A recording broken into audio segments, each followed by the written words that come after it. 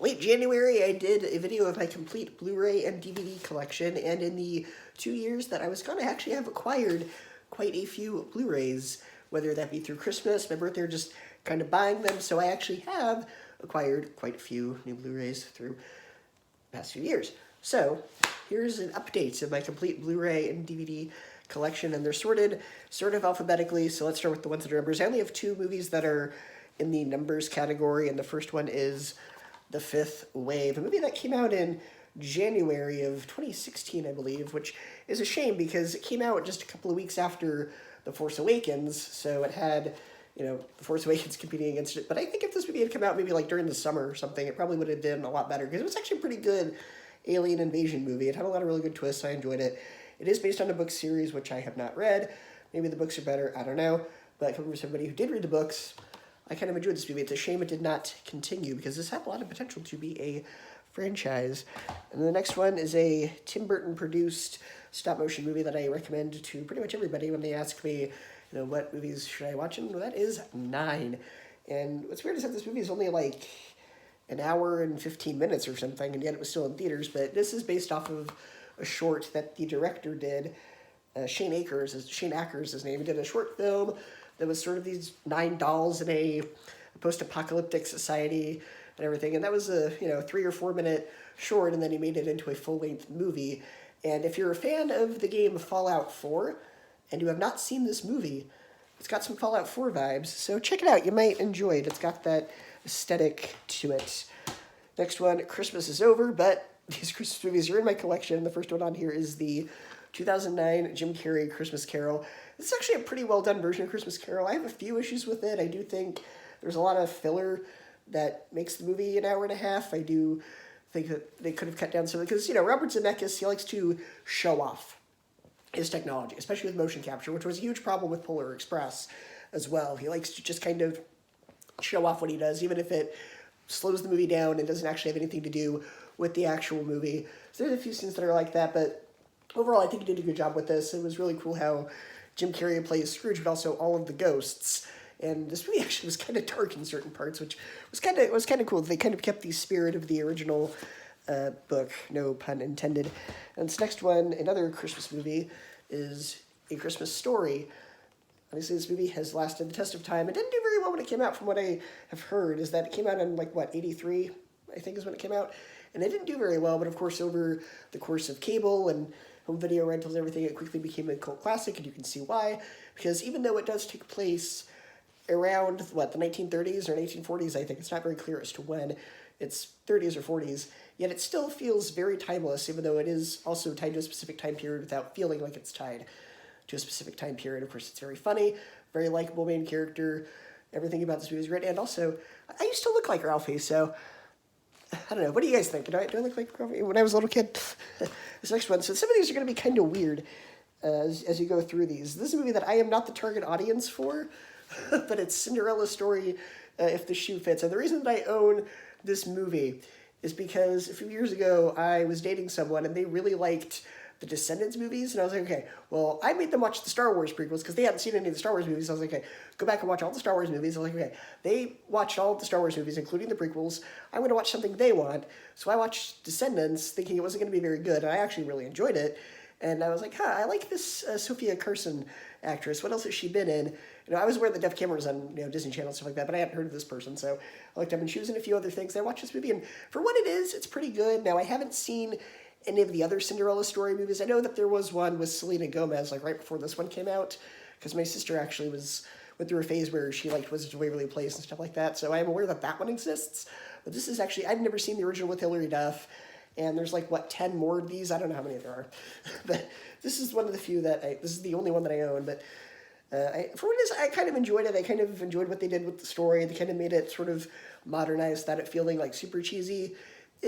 As far as direct-to-video movies aimed at 10-year-olds go, it's pretty decent, and the songs are pretty good too. So I enjoyed it for what it was, even though I'm not even close to the target audience for that movie. And this next one, even though there's 2 movies in this box set, that still only counts as one. And that is The Addams Family and Addams Family Values. I got this right before the new Addams Family came out a few months ago.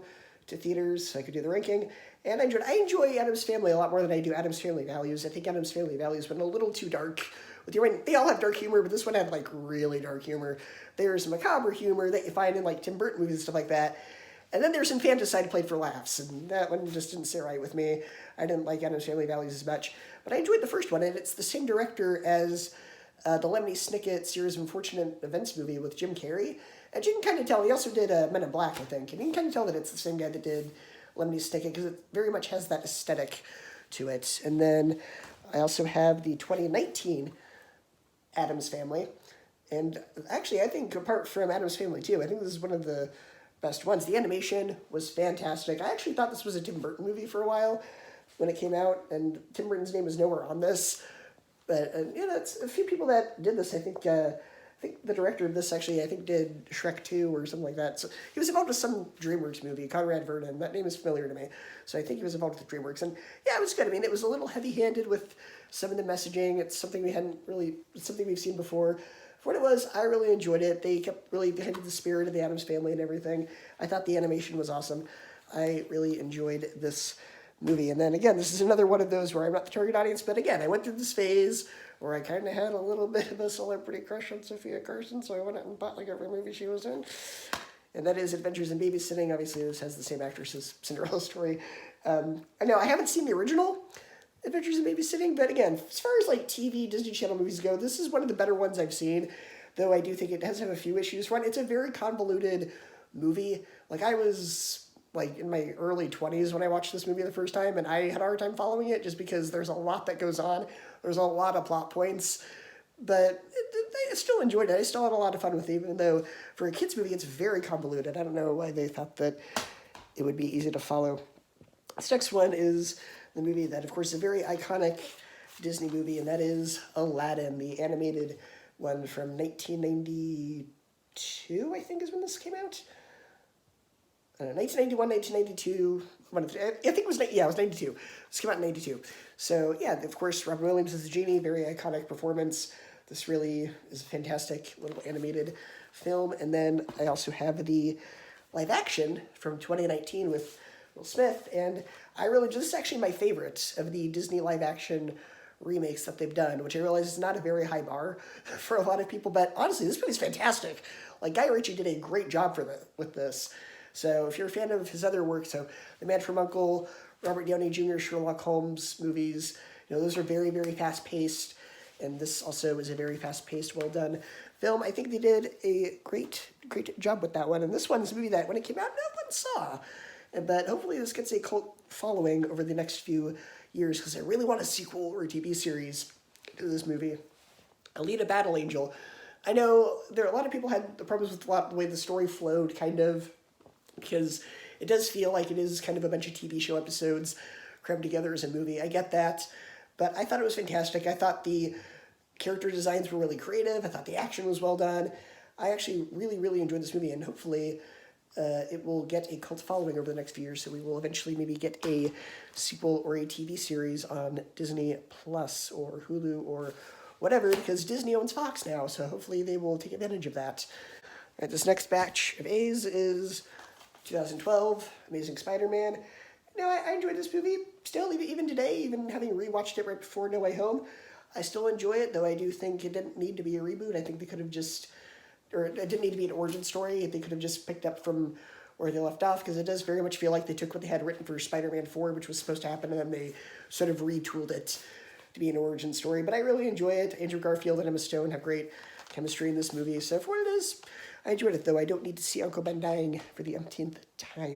How many times do we have to teach you this lesson, old man? And then we have the sequel, Amazing Spider-Man 2, which I like significantly less, but I enjoy it still for what it is. The problem is it is overstuffed with villains, because they were trying to set up a Sinister Six film, but still really enjoyed it. As far as like the relationship stuff goes between Andrew Garfield and Emma Stone, is still fantastic, and I'm not going to spoil the ending if you haven't seen it, but it really makes the tragic twist ending, hit very, very hard with the way that the relationship was established, so they did a great job with that. And this next one is a movie that came out in 2014. That is the 2014 remake of Annie. I don't own the original. I plan to at some point. I just haven't got around to getting it. I like them both equally. I think for a modern version of Annie, it was pretty good. Obviously, this does not take place in the Depression. It's 2014. What are they going to do with it? But I think the way they modernized it while still making it feel like the same story, I think they did as good a job with it as they could. Really, my only complaint about this movie is Cameron Diaz, because she can't sing. They got everybody else in this movie sings pretty decently, but then there's Cameron Diaz who kind of brings the movie down a bit.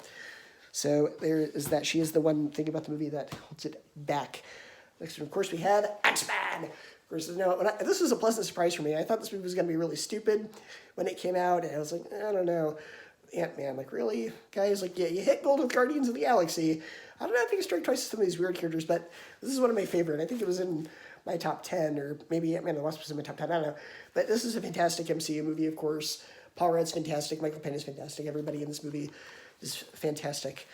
And then, of course, naturally, we have the sequel, Ant-Man and the Wasp, which I also like. I'm not going to talk for too long about these because I have too much, I don't have the energy to talk about all these movies for 20 minutes, my voice will go. But yeah, Ant-Man and the Wasp. And then we have Ants, which, of course, if you've been watching my channel over the past couple of days, you know I'm doing DreamWorks movies. I don't own every DreamWorks movie, but I own a good number of them. And Ants was one of them that I received for Christmas a couple of years ago, because I had told them I wanted to start doing a DreamWorks month when I got back. So I got that, and, well, you know my thoughts on it. My review's up on my channel. You can watch it. And then we have Aquaman, which is one of the better DC movies. I do have a few problems with it, but I still enjoy it for what it is. I still think it is fun, even though maybe the story has a couple issues here and there. And then this was a movie that I got for Christmas just a few months ago, and this is a movie that came out in 2016 that I absolutely loved, because it was a fantastic alien invasion movie without actually being an alien invasion movie in the traditional sense, and it actually had a really smart script with a lot of really good twists. Arrival.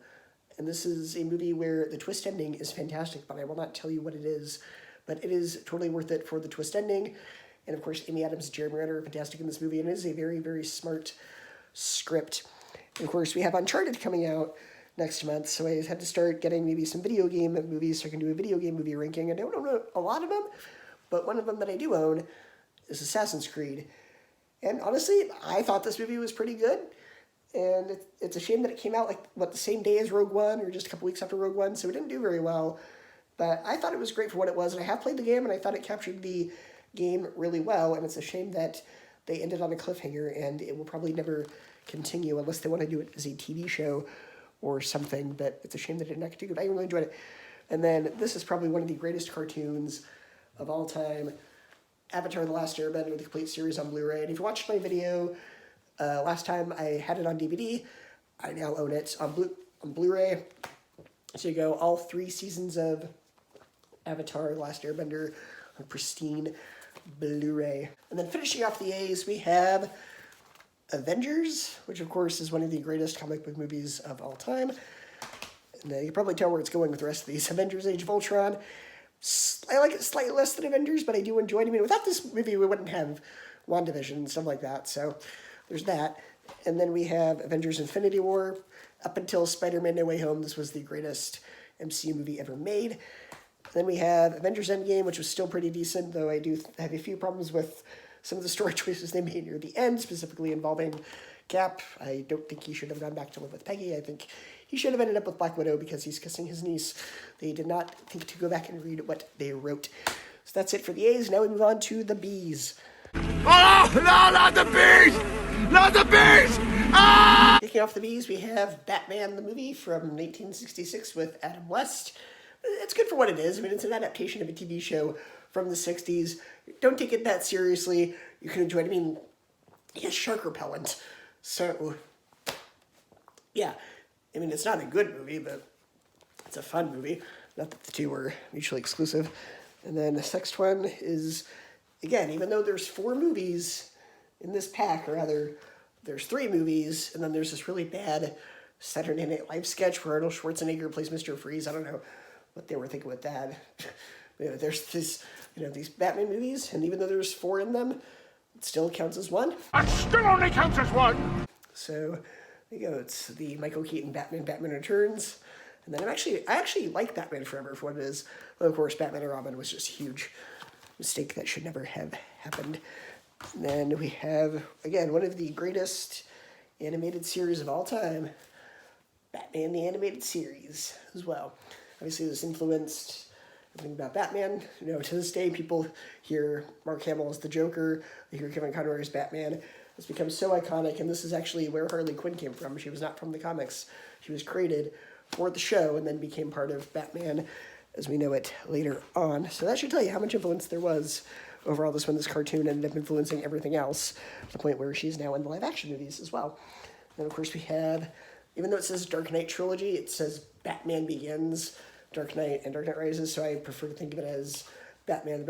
I did it basically by release order as well, so again, even though there's 3 in here, That still only counts as one! First Dark Knight Trilogy, one of the greatest superhero movies of all time, a little bit overrated, but they're still fantastic. And then Batman v Superman, Dawn of Justice, a movie that's very mixed. I'm in the camp that really likes it. Even the theatrical cut I kind of liked, though the Ultimate Edition is significantly better. 1990, when did this movie come out? I want to say this came out in 1991. Beauty and the Beast, of course, the animated classic. And then we have the 2017 live-action version as well. I like both versions for different reasons. I do think the story of this one makes a bit more sense. This one, of course, has a lot of plot holes that this one fixed. But Emma Watson was not a good choice to play Belle. And, of course, everything's very auto-tuned. But I still think they did a good job with it. I thought it's still one of the better live-action remakes, which you gotta realize is not a very high bar. First, we have a movie that, for some reason, has become a meme. I don't understand the memes behind this movie, but it's B-movie. Of course, you're going to get my thoughts on this one later this month as well, if you have not already watched that video by the time you have seen this. Don't say this movie is named 3 times. Beetlejuice, of course. Fantastic. Little Halloween movie, Tim Burton. Great film. And then this is actually a movie that was filmed not right here, but close to here, and it was produced by these people that actually know. So where I live, there's a film company called Tremendous Pictures, and they came out with a little movie called The Gallows, which you do own, but we'll get to that, we'll get to the G's.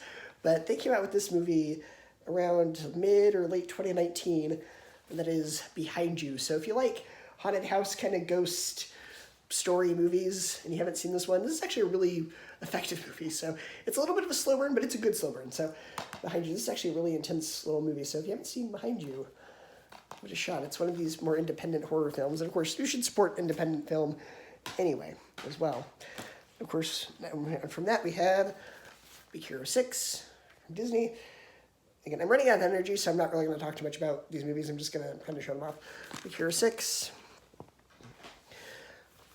Big Fat Liar, which is one of the few 2000s kid comedy movies that still holds up. That is mostly due to Paul Giamatti, though Frankie Muniz and David Vines are good as well.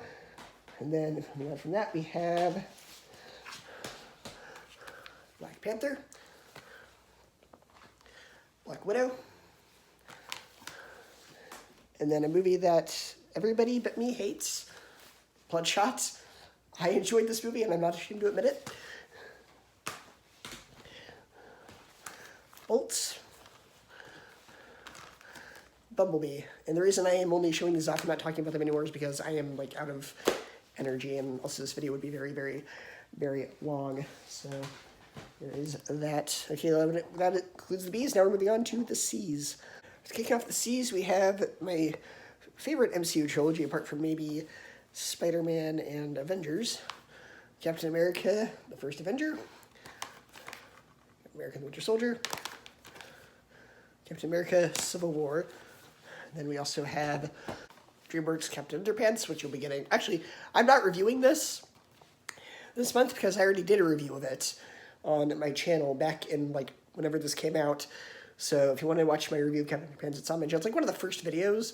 So just go to settings and click date added oldest. That's like one of the first movies I reviewed on this channel. That is why I will not be reviewing it during DreamWorks month for the sake of avoiding redundancy. Same with Boss Baby, also another one that I'll be reviewing Boss Baby 2, but I won't be reviewing Boss Baby 1 just because I already reviewed it. Then we have Casper, with the only good one actually, which is a shame because the other two were not as good, but this one was good. So Casper from, geez Louise, 1995. 1995 is when this movie came out. Casper. It's kind of weird that in the 90s, Christina Ricci was in like all these Halloween movies as a kid. Because Addams Family and then Casper. So It's just so odd that that happened to be that aesthetic. And then we have Cats and Dogs and Cats and Dogs 2. Why do I own these? It's because I liked these when I was a kid. I still like them. I think they're cute. I did not like the third one, though. I watched the third one, and it was just, like, the worst. And that's not just because I'm an adult. Like, they didn't even try on that one. But these, they're fun for what they are. And then over here we have another movie that's only I liked, it seemed. Everybody had problems with this movie, except for me. I enjoyed it for what it was. Chaos Walking. Yes, I actually enjoyed this movie. We have the Johnny Depp, Charlie and the Chocolate Factory. I do own the Gene Wilder original, but that's filed under W because it's Willy Wonka, the Chocolate Factory, to differentiate them. Then we have Chicken Run, which at this point I think I've already reviewed it on my channel, but if you haven't reviewed it yet, then that video is coming soon, if it has not already been published by the time you watch this. And then we have a very underrated superhero movie that is a superhero movie in a very different sense. It's a movie that I think a lot more people need to watch. Chronicle. So it's a superhero movie that's found footage, but it's also a very well done sort of character study with Dane DeHaan. Dane DeHaan's just fantastic in this movie as you sort of see him. Well, I won't spoil what happens, but just it's a really well done story. So if you haven't seen Chronicle, that is a good one. And this one, I don't own the other movies in the series. I only own the first one for whatever dumb reason, but that's Chronicles of Narnia, Voyage of the Dawn Treader. I don't own Lion, the Witch, and the Wardrobe or Prince Caspian. I should probably get them at some point. I should probably buy those at some point this year. Same thing with Jumanji. You'll see, I only have Jumanji Welcome to the Jungle, but I don't own the first Jumanji, so I should probably buy those at some point. And then we have the 2015 live-action Cinderella, which, again, one of the better live-action remakes. I was actually really impressed with this one. And then we have Cirque du Freak, The Vampire's Assistant, which was a movie that I already reviewed it on my channel, but you know, go back and watch that review for full details. But I liked it because it was kind of Goosebumps mixed with Lemony Snicket.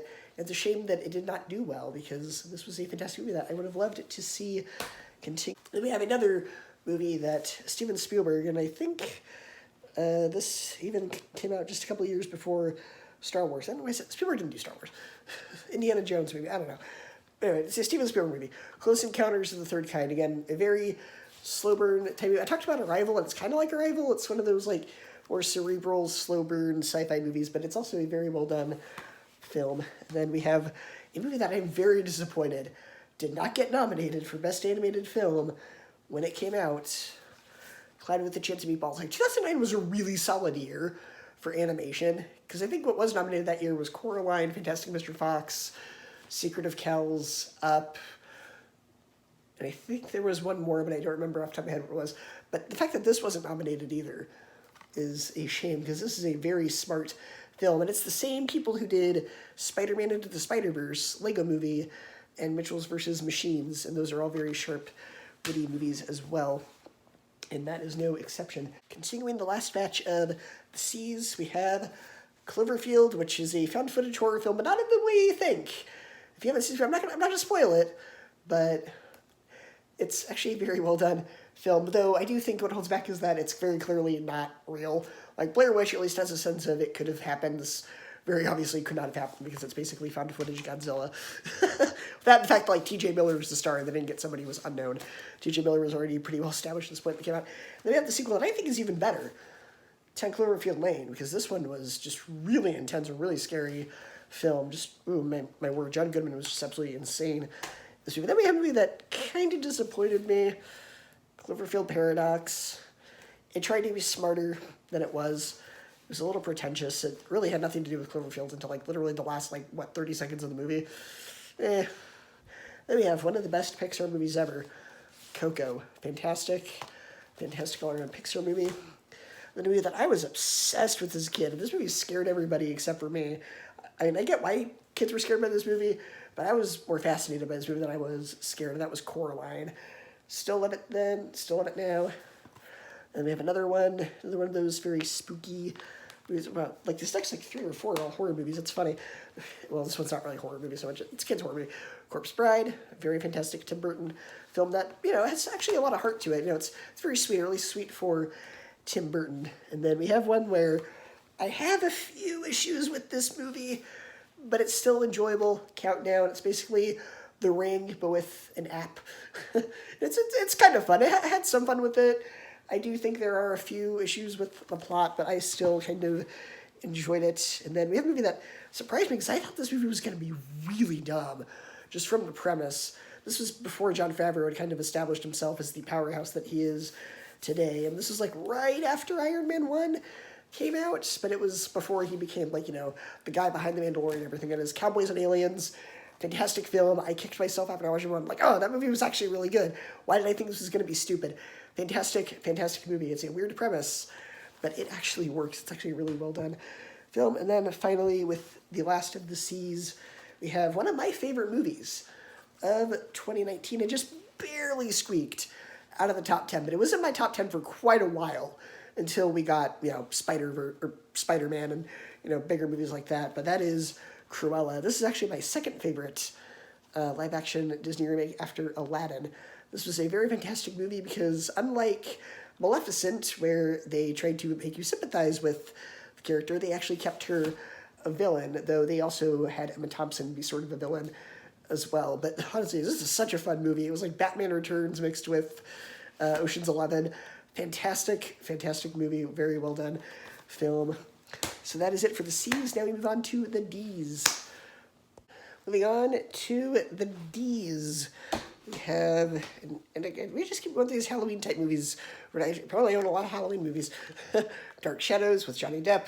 This is one of the movies where it took, like, an old TV show and made it into a movie, and I think they did a really good job with it. I think this movie is a lot of fun. And then a movie that probably would have worked better as a TV show, The Dark Tower. And obviously it's because the books, they're very, very long.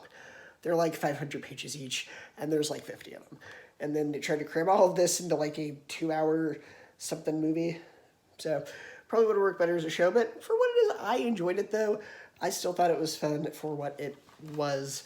And then again, this is another one of those movies where it's like, I'm not the target audience for these. Why do I own them? That's because I enjoyed them, and I am fine with that.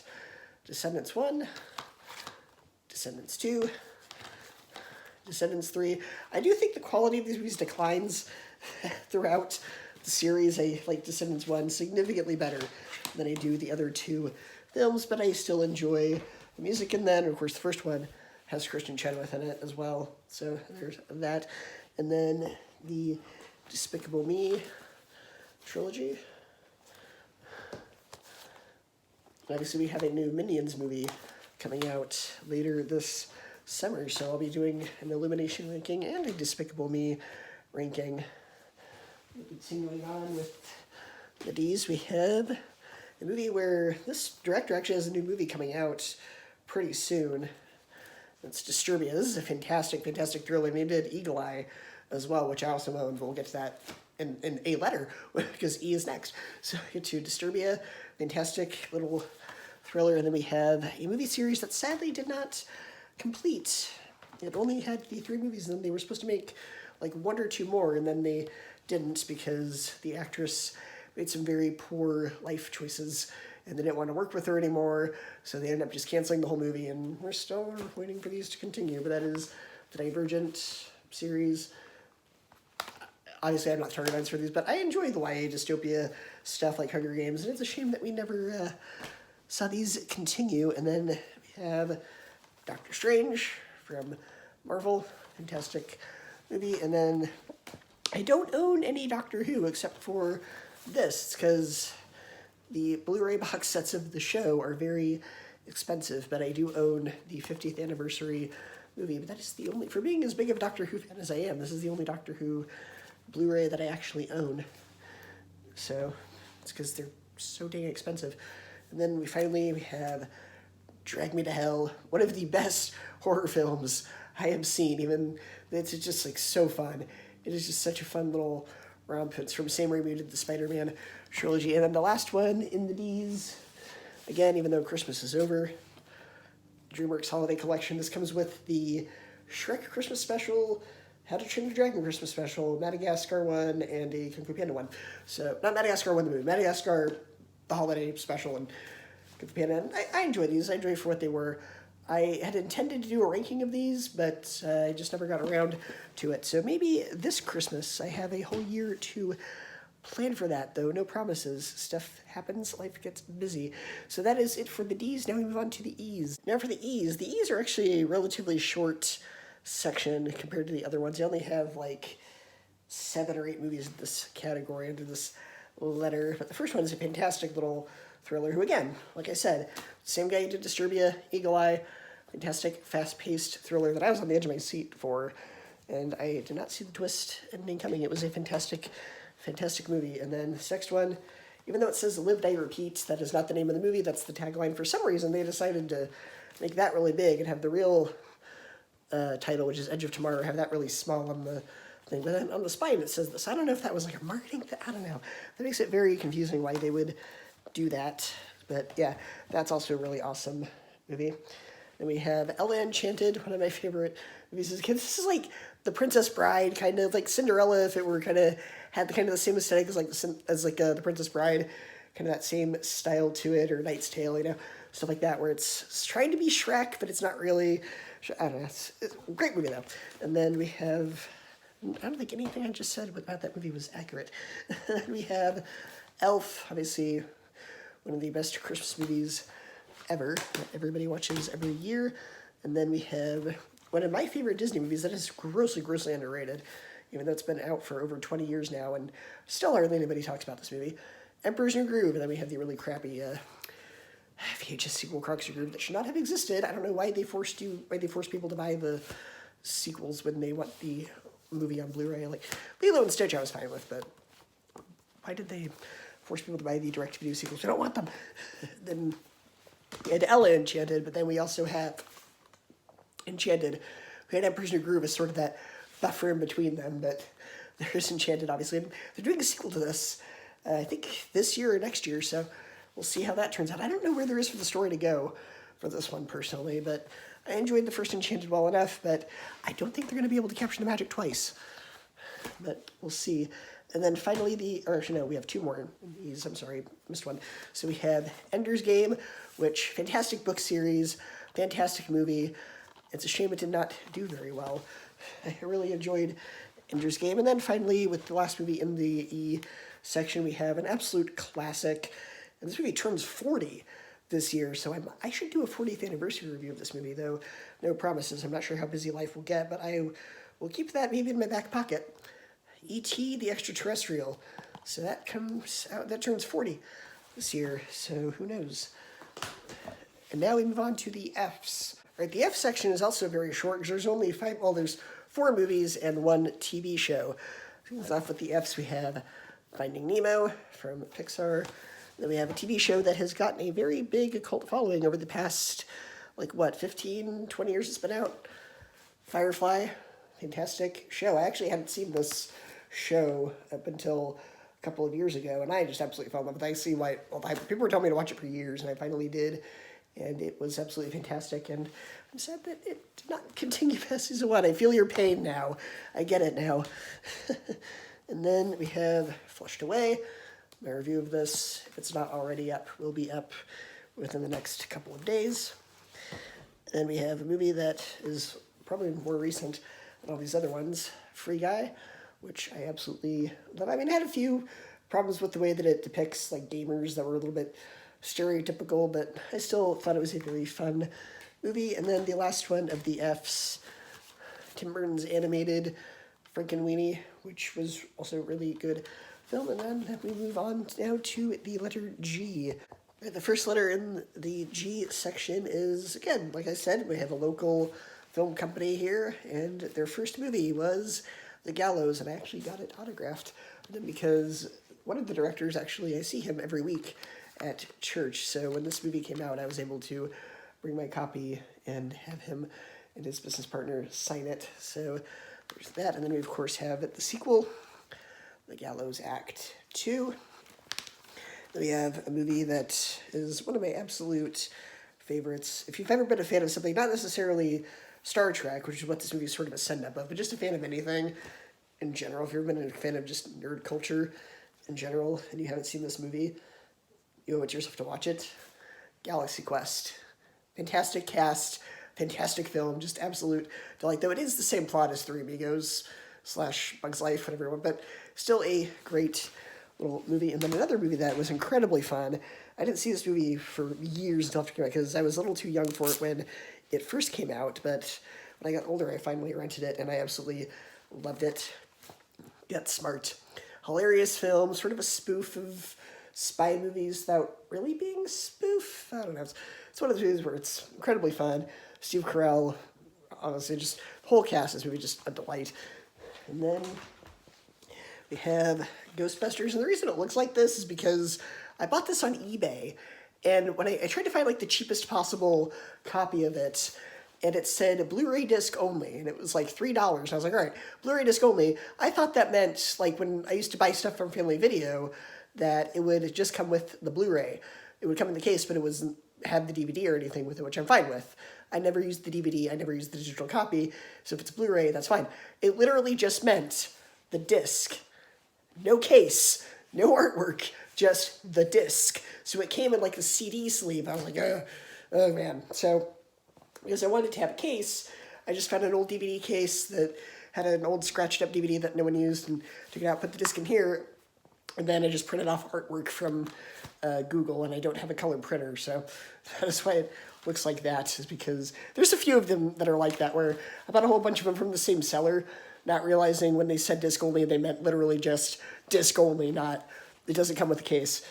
That would have been good to know, but let the buyer beware. I'm a lot more weary when I buy movies off of eBay these days now, but another movie where I think it's fantastic. A lot of people seem to not be very fond of this movie, but I think it's great.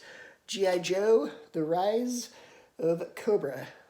So this was actually a really good movie, and I think what happened is that because Transformers Revenge of the Fallen, which came out like a month before this did, wasn't very well received, though I do enjoy all the Transformers movies as well. I think a lot of people just kind of wrote this off as another sort of trying to destroy their child's movie, but it's from the director of the Tom Cruise, or not Tom Cruise one, the Brendan Fraser one, the Brendan Fraser Mummy movie. So if you like the Brendan Fraser Mummy movie from, I cannot talk today, if you like the Brendan Fraser Mummy movie from 1999, same director. So check out G.I. Joe, The Rise of Cobra if you have not yet seen that. And then we have another movie, which technically should be under S, because it is a G.I. Joe movie as well. I don't own Retaliation, because like I said, Retaliation sucks. So, but there's a Snake Eyes G.I. Joe Origins, but I just have it as G.I. Joe. Snake Eyes, I got all my G.I. Joe movies together. So there's that. I thought it was good for what it was. I do think it spent too much time trying to set up other movies. That will probably never happen. But I still thought it was great. My dad was a huge G.I. Joe fan. He enjoyed both Rise of Cobra and this one.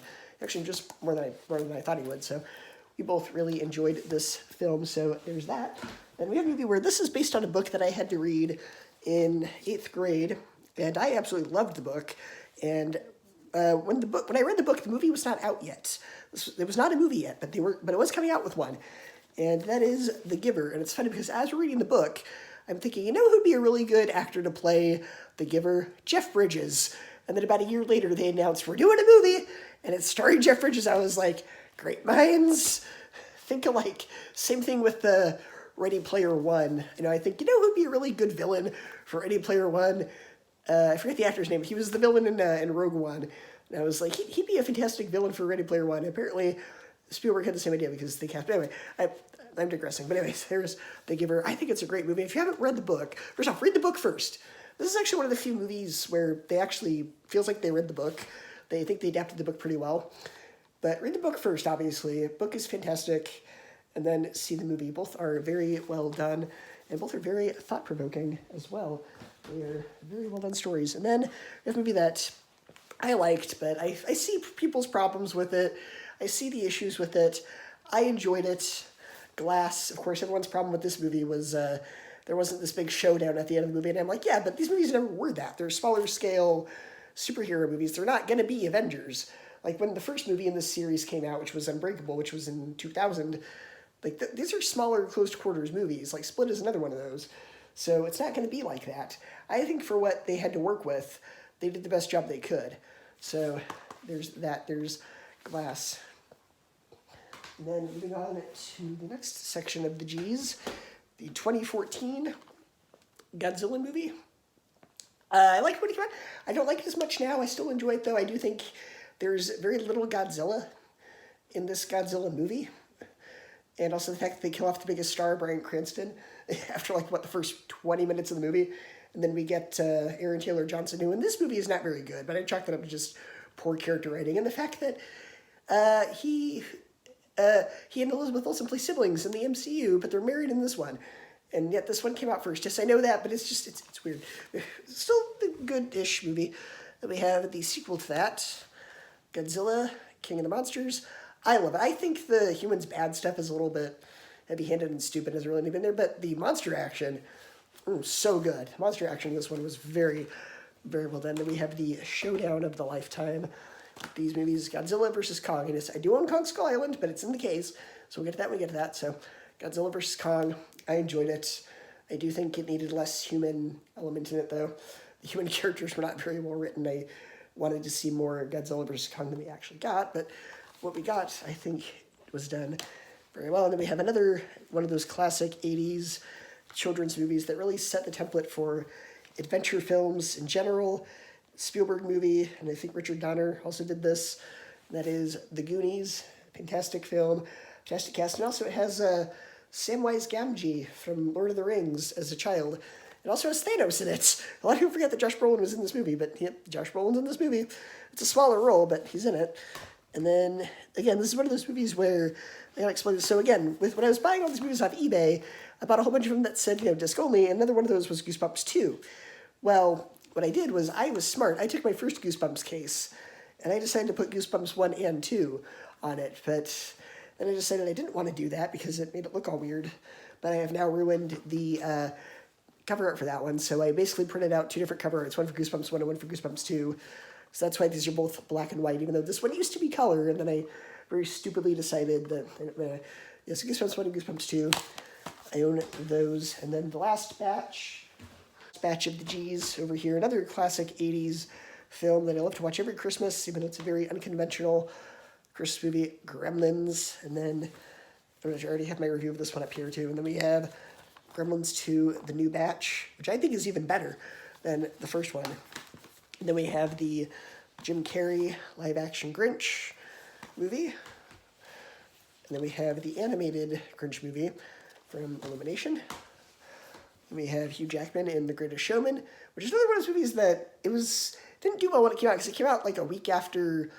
No, it didn't come out a week after. Did it come out a week after? What, was this 2017 or 2018? I don't remember.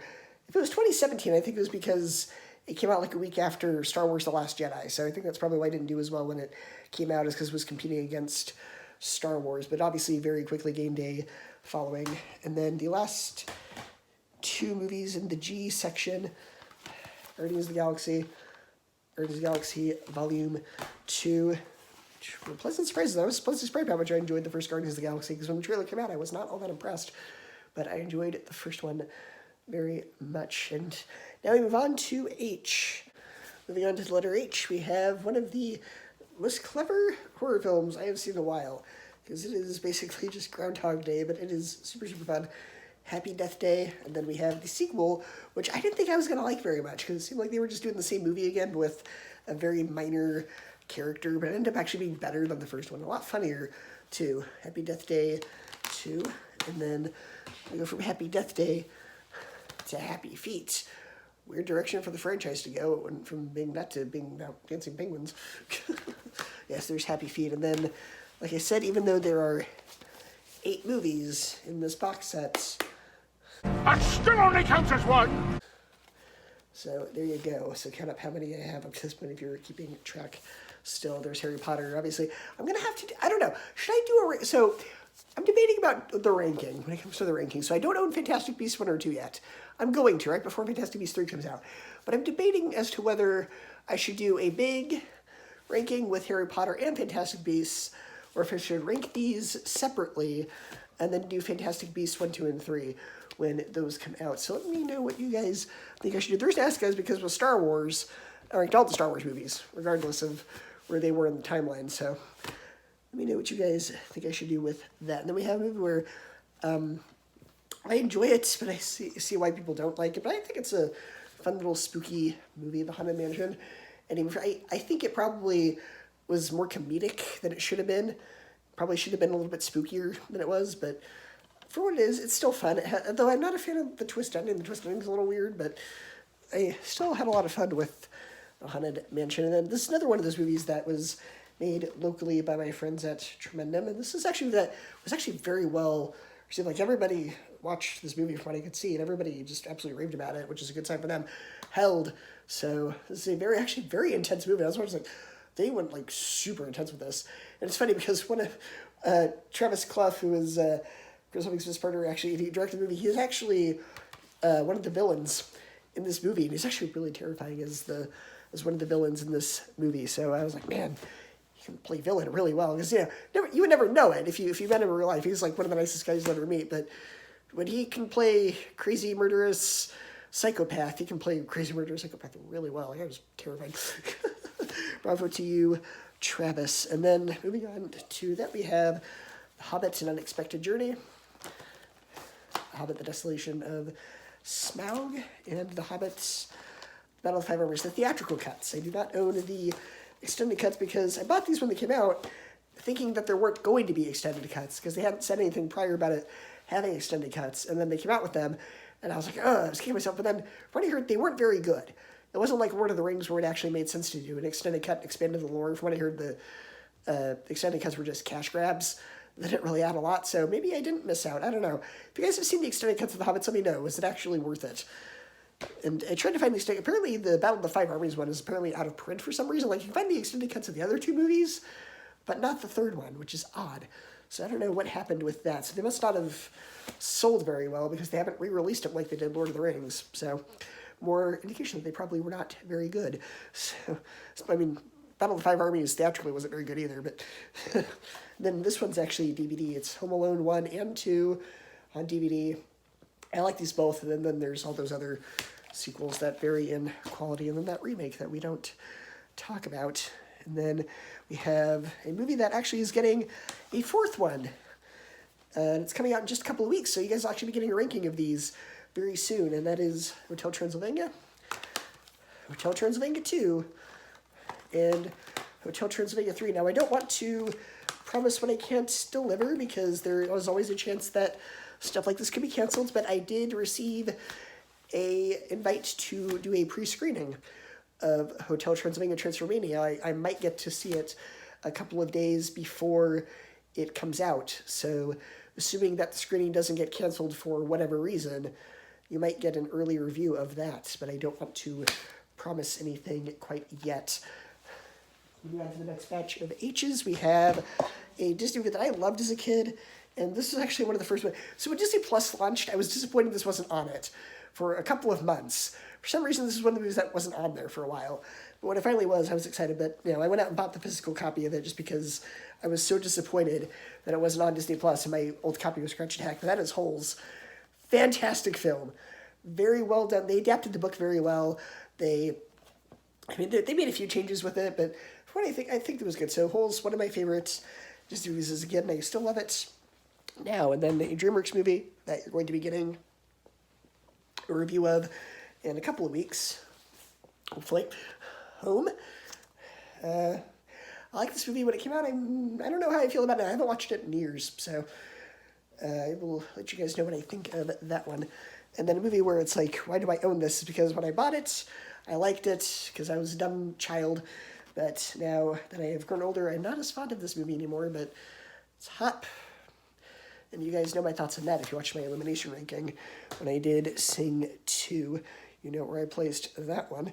And then we have one of the greatest animated trilogies of all time, because every one of these movies is absolute perfection. How to Train Your Dragon, How to Train Your Dragon 2, and How to Train Your Dragon: The Hidden World, which, again, I already reviewed this when it came out to theaters, so I'm not going to be reviewing it again.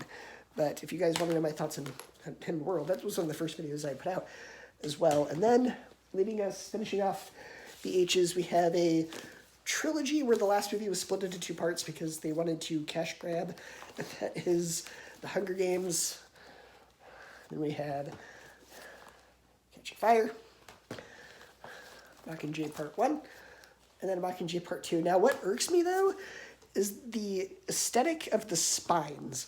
When they're on my shelf, they're all dark, except for this one. So it ruins the aesthetic for me. I get why they did that. I get the symbolism. I get the metaphor. I get what they're trying to do. But it ruins the aesthetic for me. So I wish that this would at least make it gray.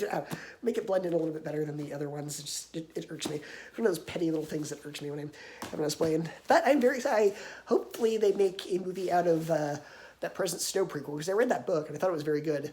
And that will actually give me an excuse to do a ranking of these if they ever do a movie of Songbirds and Snakes or whatever it's called. So hopefully they will do a movie of that. All right, that is it for H. Now we move on to the eyes. Kicking off the eyes, we have, I almost said Michael Bay, Christopher Nolan's Inception, because it was a Michael Bay movie, that's why. So we have Christopher Nolan's Inception. This obviously is a very amazing heist movie. You realize this is the same plot as The Matrix, but it's dreams. And now you can never unsee that, can you? And then we have The Incredible Hulk, one of the weaker MCU films. Then we have one of the greatest Pixar movies ever, The Incredibles. We have one of the greatest action movies ever, one of the greatest sci-fi movies ever, that shot Will Smith to stardom. It went from being the Fresh Prince to actually a formidable action star, Independence Day. And we have another fantastic Pixar movie, Inside Out. And then we have a Disney musical that was very divisive. I enjoyed this movie. I know some people don't, but again, it's got some star power to it. Into the Woods. And then this next one we have one of my favorite cartoons ever. One of the smartest cartoons ever. One of the most dark humor cartoons ever. Invader Zim, season 1 and 2.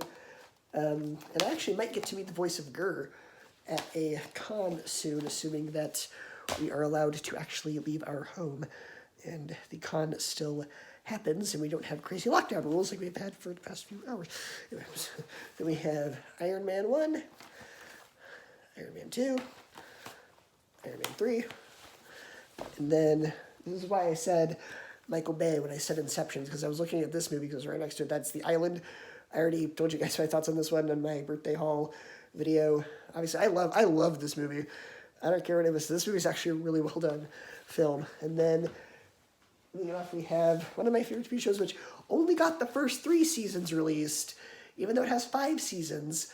Season 4 and 5 have yet to be released anywhere, and I would settle for DVD at this point. But even though I didn't like the last season of the show, I just kind of want all of them just to have the complete series. But as it is, there's only the first 3 seasons of this. It's iZombie, Season 2, Season 3, and then that will take us into the J's. All right, kicking things off with the J's. Jumanji, Welcome to the Jungle. Like I said, I don't own the first one. I should probably fix that. But I wasn't a fan of the last level or whatever it was called. Didn't care for that one. But this one I really enjoyed, especially because everyone swore up and down that it was going to be a terrible movie just because the trailer came out at kind of a bad time because, like, Robin Williams had just passed away just like a few years prior. So everyone thought that they were kind of... it was kind of disgusting that they were even daring to do another Jumanji movie, but it ended up being absolutely fantastic. And everybody, I was the only one who actually thought it was going to be good. So, and then we had a movie that I actually got for free with my Disney Movie Rewards points a few years ago. It was like, you can redeem this many points for a mystery Blu-ray. I was like, all right, I don't have a lot of Disney movies in my collection, so if it's a movie I already own or don't like, I can always sell it on eBay or give it to someone, and if it's a movie I do want, then I keep it. And they sent me the animated Jungle Book, which, yeah, it's not too terrible of a movie. So it's not like my go-to. I haven't really watched it that much since I got it, but it's good that I have that in my collection. And then we have the superior version of the Jungle Book. Yes, I said this is the superior version. I like this one better. The live-action Jungle Book, which is an absolutely fantastic cast, absolutely fantastically made film from Jon Favreau, who did Iron Man, as well as The Mandalorian. And then the movie that everybody but me hates, Jupiter Ascending, a movie that everybody but me hates. I actually kind of enjoyed this movie. I do think it needed to expand the lore a little bit. I do think Eddie Redmayne kind of overacts.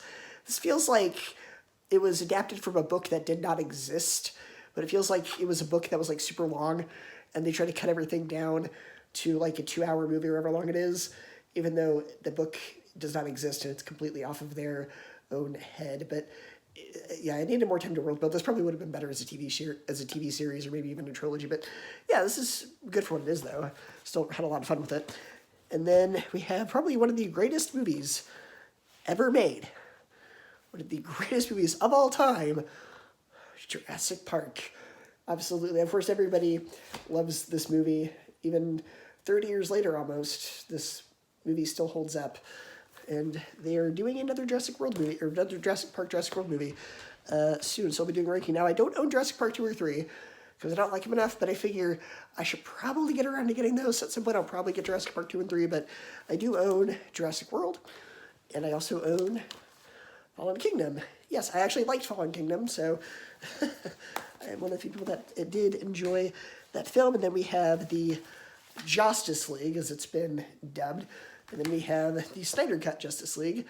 I own both, and the reason is because I actually liked this movie when it came out, because I did not know that there was a much better version of this movie that was going to come out a few years later. So what I got at the time, I enjoyed, but now I see that this was the way the movie should have been made, because it actually makes more sense than this one. But I enjoy both of them. I like to have them next to each other, just because at the time we did not know there was going to be an extended cut. If I knew there was going to be a much better version of the movie, obviously I would not have bothered getting the original, but what are you going to do? I got it like when it came out, which was years before the Snyder Cut was even in production. So that will take us off of J. Now we have the K's. All right, kicking off the K's, we have the live-action Kim Possible movie. I actually thought it was pretty good. I don't think it was the best written, but it still kind of felt like the show. I liked the actors of Draken and Nishigo. They actually were really good. So I liked it for what it was, considering it is a live-action movie based on a cartoon. This could have turned out a lot worse than it was. But I had fun with it, even though it was a little predictable. I saw some of the twists coming. I thought it was great, though. I thought it was very well acted. I actually enjoyed it, though I'm probably the only one who did. Another movie that, again, this is probably a movie where I'm probably the only one who liked this movie, King Arthur, Legend of the Sword. And it's a shame that I'm the only one who liked this movie. I thought this could have been a really good franchise. It is some of the plot issues with it, but it is very well done. Like I said, it is Guy Ritchie who did the live-action Aladdin and a few other things. So the action in this movie, very well paced, very well done. So there is King Arthur, Legend of the Sword. And if you're wondering why I'm suddenly talking about these movies again, it's because I did take a break. And so now I have a lot more energy than I otherwise did. That's why I'm a bit more enthusiastic than I might have been previously, because I am not filming this all in one go. I am taking a break in between. So next one, Kong Skull Island, which I think is probably the best of the MonsterVerse movies, to be honest, because it actually has human characters where they actually make sense and you care about them. So this is actually a really fantastic, just all-around movie. And then a movie that I reviewed last month on Krampusnacht. Krampus, fantastic film, harkens back to old creature feature horror films, whatever you want to call it. And then another animated film that I think is incredibly underrated. Like, nobody really talks about this movie, and no one talked about it when it came out either, which is a shame. This movie kind of came and went, nobody really talks about it, even though everything about it is just absolutely fantastic. The animation, the story, the characters, just all of it is just amazing. And that is Kubo, and the Legend of the, I almost said 10 strings. Shang-Chi and the 10 Rings, Kubo and the 2 strings. Very similar titles. Kubo and the 2 strings. Yeah, great film. Fantastic. If you have not seen this movie yet, watch this movie as soon as possible, because you are missing out on a fantastic, fantastic film. And then, finishing off the Ks, we have the Kung Fu Panda trilogy. Again, this only counts as one, even though there are 3 movies in here, and you will be getting my thoughts on each of these movies as the month of January goes on. And now we move on to the L's. Kicking off with the L's, we have La La Land, which is just absolutely fantastic musical up until the last, 10 minutes, and then it has an ending that I'm not too fond of, but most of this movie is pretty good, though. And then we have one of the funniest movies probably ever. It never gets old. The Lego Movie. Honestly, it is a shame this movie was not nominated for Best Animated Film. What were they thinking when they snubbed it? And then they snubbed it again with this other movie, Lego Batman. This wasn't nominated either, which was another snub. So, I don't know what they were thinking when they didn't nominate this movie, but yeah, Lego Batman, honestly, very fantastic film as well. And then the movie that It's a DVD that I got from Blockbuster before it was dying. Life of Pi, one of my absolute favorites, and I watch it every year on March 14th because it's 314. Pi Day, don't you know? So that is Life of Pi, and that was not a joke. I seriously do that. And I love it every single time. And this is a smaller, I would say smaller budget horror film, but it's certainly not a huge budget. And it's a very close quarters horror film, and it is fantastic. And it's a movie that shows up, it says boo, does what it needs to, it doesn't feel the need to overstay its welcome. It's a fantastic little movie, and that is Lights Out, which is actually from the director of Shazam, which is weird because these movies are so different. This is a scary, like, What's in the Dark movie, and then Shazam's like a really lighthearted superhero movie, so you never know what you're going to get with David Sandberg, apparently. And then we have one of my childhood favorites that I still love to this day, Lilo and Stitch. I kid you not, I owned like 2 or 3 copies of this movie growing up because I kept wearing out the disc. So when it was on Blu-ray, obviously I had to buy it like the day it came out, and I am glad I did, and it has still been getting a lot of love. And then one of the greatest Disney movies ever, The Lion King. Again, another movie where I've owned like 4 copies of it throughout my life, and as soon as it hit Blu-ray, I bought it on Blu-ray. And the one of the Disney direct-to-video sequels I actually like, Lion 2 Simba's Pride. It's pretty solid. The animation isn't as good as the first movie, but this has genuine effort put into it. I still really like this movie. I don't own Lion King 1.5 because I don't like that one, but I like Simba's Pride. And then we have another Disney. Wow, we're going through like all these Disney movies like 3 in a row.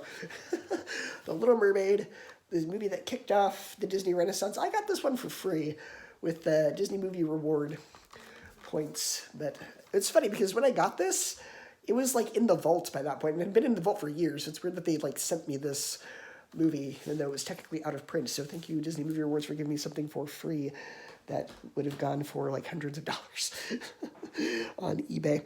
And then we have a movie that I liked at the time. I got it when it came out. Not so much of a fan of it now. I do think the animation is very vibrant. I do think it has a lot of good music.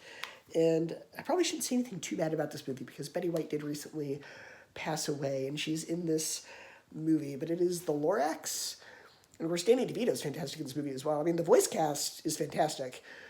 Story's a little rocky, but I like it for what it is, though. There's been worse Dr. Seuss movies. Let's be honest. It's one of the better Dr. Seuss movies. And then a movie that I got for Christmas, absolutely had to own it on Blu-ray. Been wanting it for years, but it was always like super expensive. Finally dropped to a price where I felt comfortable putting it on my Amazon wishlist because it wasn't crazy expensive anymore. Lord of the Rings Extended Edition, which I have spent the past week, as of me filming this, we watched all of these last week. We watched 1 disc per night, and it was amazing, and it was just as good as I remember. So I have all 3 Lord of the Rings extended cuts on Blu-ray. And then finally, my favorite movie, which is my second favorite movie of 2020, which I realize there's not a lot of competition for 2020 movies for obvious reasons. So the fact that something is my second favorite or my favorite is not a very high bar. But this movie actually, I think, deserves more love than it got because it came and went. Nobody saw it. Hopefully it will get a following now. Love and Monsters, fantastic movie. Much like 9, if you're a fan of Fallout 4, you owe it to yourself to watch this movie. It is absolutely fantastic, and I showed it to a couple other people in my family that love Fallout 4. They all just absolutely loved this movie. I loved it too. It was just absolutely fantastic. I could gush about this movie all day, but I'm not going to because this video would be like 8 hours long, and we're already running short. So that is it for the L's. Now we move on to the M's. All right, so apparently I own a lot of movies that start with the letter M, because this was like the next like shelf and a half. And I'm not even kidding when I say that. There's probably about 20 or 30 movies in this pile, so you guys can keep track of that in addition to the grand total if you're up for that. So we have the Madagascar, it says complete collection, but Penguins isn't in here. Penguins was a separate movie, which we'll get to when we get to the P's. But yeah, Madagascar trilogy, which still only counts as 1 Blu-ray, even though there's 3 movies in here. And then we have a movie that will probably never get a sequel. And it's a shame, because this is also another fantastic movie, another Guy Ritchie movie that I absolutely loved. Man from U.N.C.L.E. Fantastic film, very underrated. And then we have Man of Steel, which, I like the Christopher Reeves Superman movies, but this movie was really good for what it was. I actually really enjoyed these Superman movies. It's in the top tier DC DCU, which again I realize is not a very high bar, but top tier DCU. And then one of my favorites, well, the first movie is good, and then the other ones kind of do their own thing, but The Maze Runner, which I love the book series. The books are awesome. Movies are pretty hit or miss. Maze Runner 1, fantastic. Maze Runner Scorched Trials, good, but it diverted way too much from the book. So there's that, but it's still a decent movie. Then we have Maze Runner The Death Cure, which was long delayed because Dylan O'Brien broke his leg. But personally, I think that was just the cover story. Because it doesn't take 3 years to heal a leg. They were supposed to be a 1-year turnaround. This took 3 years after the last one. I think they just had to go back and fix the mistakes they made with Scorched Trials. But it turned out as good as it could, given its troubled production history. And then we have another very underrated Disney movie, which I personally think is the best of all the Disney animated films. Meet the Robinsons. Fantastic story, very emotional film. And then we have a very underrated DreamWorks movie, which you're going to get a review of this month, Megamind. And then we have the Men in Black trilogy, or at least it was a trilogy for about 5 years after the last one came out. And then they came out with Men in Black International, which I love all of these movies, though I do think they reused a little bit of the first movie, though. This could have been more original story-wise than it was, but I still really enjoy Men in Black International. And then we have a very divisive movie. People either like this movie or they hate it. It's Minions. And obviously, like I said, we're getting Minions Rise of Gru in just a few months, so you'll get my... Well, I did Illumination Ranking when Sing 2 came out, but I'll update my Illumination Ranking, I guess, when Minions comes out. And then we have a superhero cartoon that not a lot of people watched, and I think people need to watch it. And it's a shame that the show has like 4 seasons right now, and they only put out season 1 on DVD, and I can't find season 2 or 3 anywhere, at least not in region 1. But it's Miraculous Ladybug, fantastic little cartoon. If you were a fan of Batman the Animated Series or Kim Possible back in the day, check this out. I've talked about it before on this channel with other ranking videos, but seriously, guys, watch Miraculous. And then we have Mirror Mirror, which is a very good send-up of the Snow White fairy tale. It's a lot of fun. It's such a great movie, such a great little feel-good movie. And then we have a Tim Burton movie where it's basically if Tim Burton did X-Men. I get he didn't come up with the story for this movie. These are based off books, but he directed it, so it's sort of his vision of this premise. So it is, in a way, sort of like what if Tim Burton directed an X-Men movie. Miss Peregrine's Home for Peculiar Children. And then we have the Mission Impossible 1 through 4 box sets, Mission Impossible Rogue Nation, and Mission Impossible Fallout. And supposedly we are supposed to get another Mission Impossible film. I think these have all been pretty consistent, though. 2 is the only legitimately bad one, so I'm excited to see what happens with this new Mission Impossible movie, if and when we end up getting it, assuming it does not get delayed yet again. In this next pile, we have one of the best movies of 2021. Absolutely fantastic. And if this doesn't get nominated, at least it probably won't win because it's not Disney, but if it doesn't at least get nominated, I will be very mad. Mitchells vs. Machines. Absolutely fantastic film. The third act could have been a little bit stronger, but still a really decent, solid flick. It was amazing. And then we have another fantastic animated film, Moana. Obviously, The Rock, fantastic in this film as well. Very good songs done by Lin-Manuel Miranda. Very catchy movie. And then we have kind of I don't want to say I don't know if this movie's underrated or not, because I don't really know what the general reception is to this movie now, but it's a movie that's weird that came out in the summer, even though it's a Halloween movie. It's Monster House. I mean, the animation's the animation. I like it. I know a lot of people aren't a fan of the style of the animation in this movie, but it's a good little ghost story, though. So there's Monster House. Then we have one of the best Pixar movies ever, Monsters, Inc. Then we have the not as good, but still pretty solid prequel, Monsters University. And then we have another underrated DreamWorks film, which you're going to be getting my thoughts on this month as well, Monsters vs. Aliens. And that is it for that pile of the M's. The next pile of the M's, like I said, there's a lot of M's in here. So, another movie that I think is just one of the best feel-good movies. Dustin Hoffman is just awesome in this movie, and it's one of the only movies that Natalie Portman's actually good in, and Jason Bateman is pretty good in this movie too. Mr. Megorium's Wonder Emporium. It's basically Willy Wonka, but with a toy store, though it is a little bit deeper than that. So if you haven't seen this movie, check out Mr. Megorium's Wonder Emporium. It is a really, really good little movie. All right, in these next few, it's just Muppet Mania, because I own basically every theatrically released Muppet movie. I get there are a few direct-to-video ones that I don't own, but start off with, of course, the original, the Muppet movie from, when did this come out? 76, I think, is when this came out. I could be wrong on that. But yeah, Muppet movie, the original. I have this one. I did a Muppet ranking back in September for Jim Henson's birthday, so if you want to know my thoughts on each of these films and where I place them, then go back and watch that video. Just a little shameless plug for that one. Then we have Muppet Treasure Island and The Great Muppet Caper. I will say one of Tim Curry's best performances, though. What isn't he good in, though, right? Like, even in really crappy movies, Tim Burton's awesome. So, or Tim Curry. Tim Burton's awesome, too, but he's not an actor. So, there's, of course, the Muppets Take Manhattan. And then we have the Muppets Christmas Carol, which is one of the best versions of Christmas Carol that I have ever seen, Muppets or otherwise. Not the best, but one of the best. Actually, no, it is the best. Let's be honest. Muppet Christmas Carol is the best.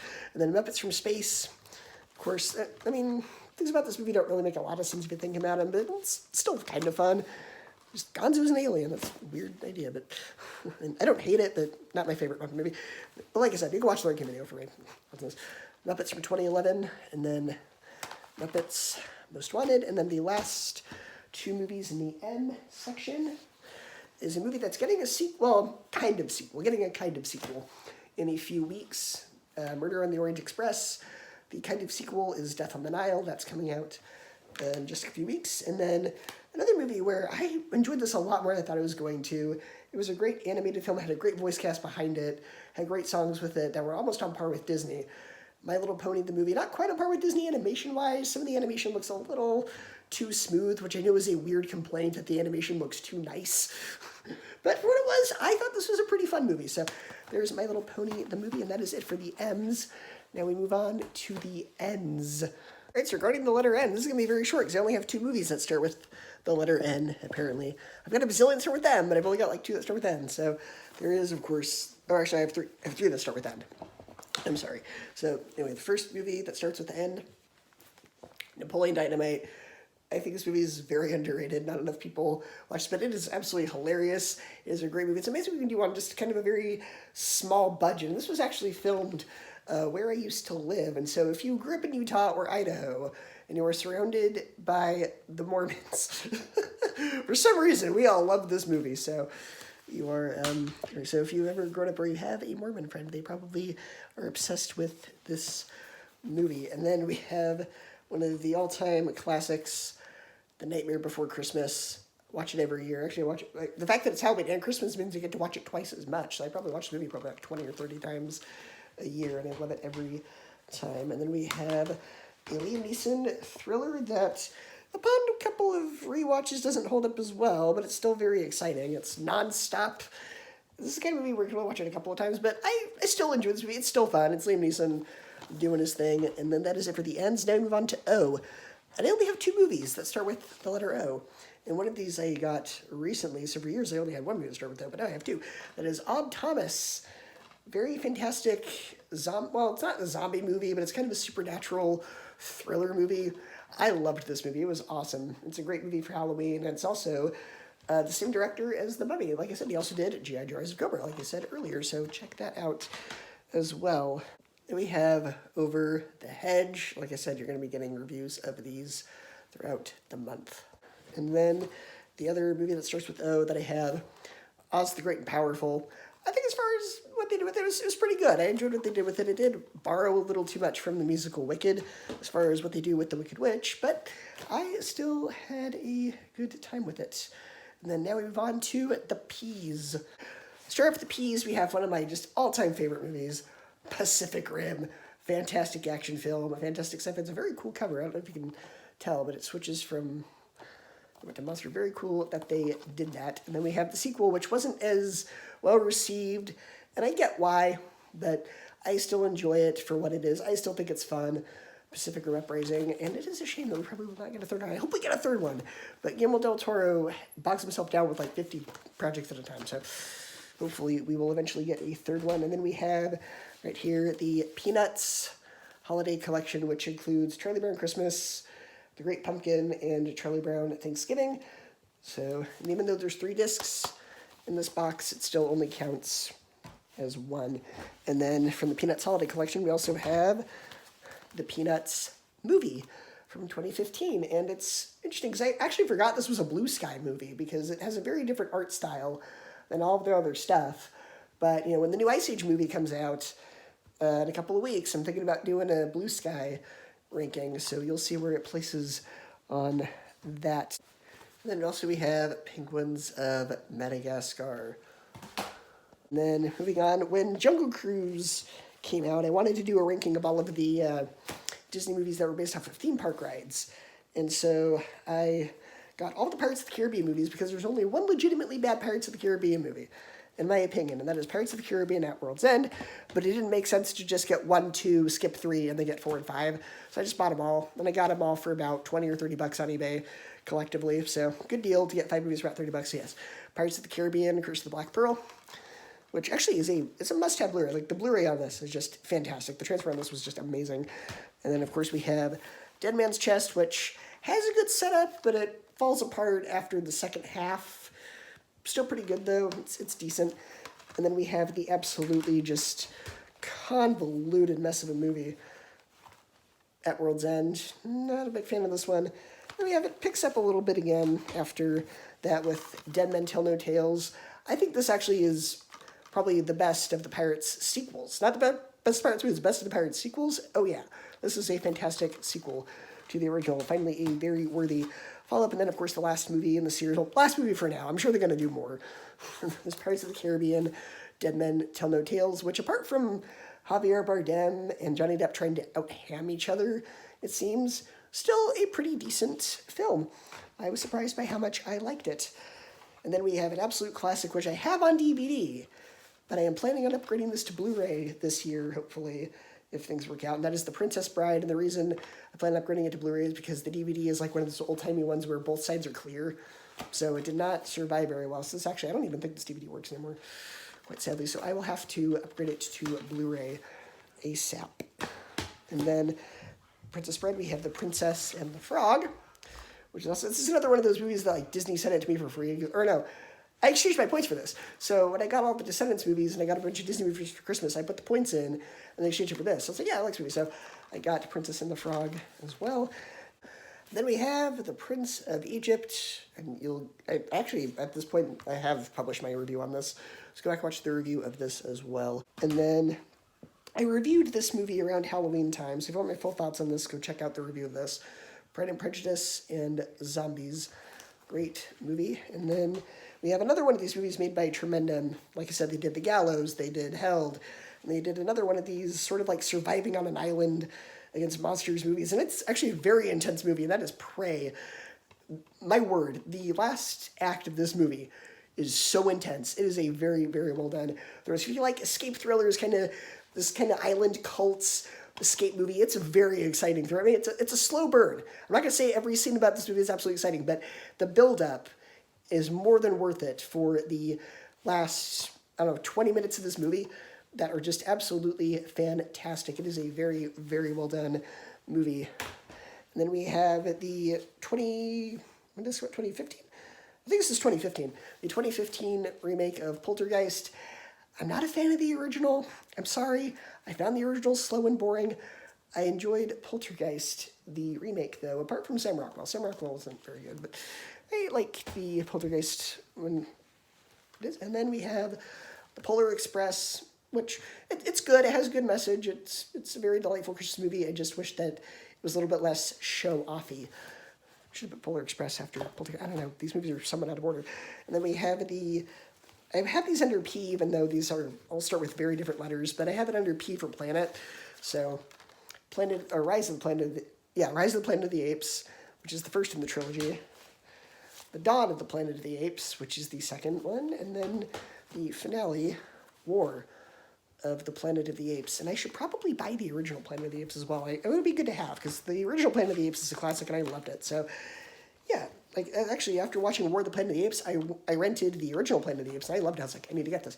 So the fact that I don't own it is a shame, so I should probably get that at some point as well.